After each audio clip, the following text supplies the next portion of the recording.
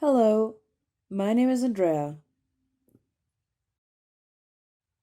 In this class, we're going to learn both normal, everyday names for bones and their medical names. We'll also learn how to refer to fractures. This lesson is divided into 3 parts. In part 1, we'll learn the names of bones. In part 2, we'll discuss fractures. Finally, in part 3, we'll talk about the treatment of fractures. Let's get started. Part 1 is bones.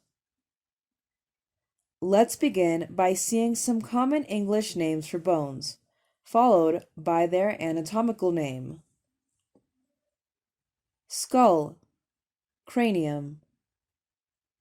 Jawbone, mandible. Spine, vertebral column. Breastbone, sternum. Rib, costa. Collarbone, clavicle. Shoulder, blade, scapula.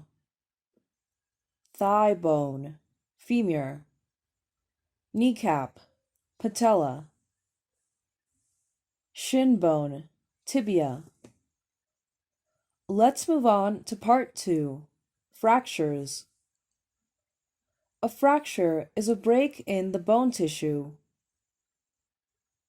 Some different types of fracture. Green stick, discipled, comminuted, impacted or open, compound. A pathological fracture is a fracture in a diseased bone. A fatigue or stress fracture is due to repeated minor trauma. For example, long-distance marching or running. Now we'll talk about how to treat a fracture. In part 3, we'll see treatment of fractures.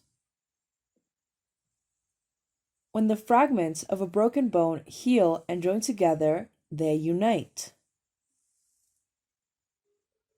Union may be promoted or helped by reducing the fracture, replacing the fragments in their anatomical position if they are displaced.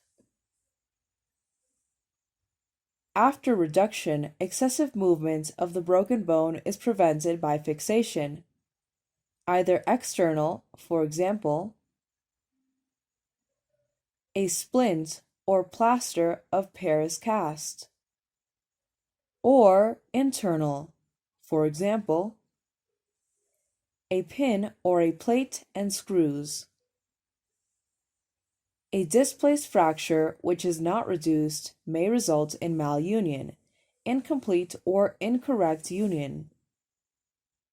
Note: the verb reduce has several meanings in medicine. To make smaller. I think we'd better reduce the dose of your tablets.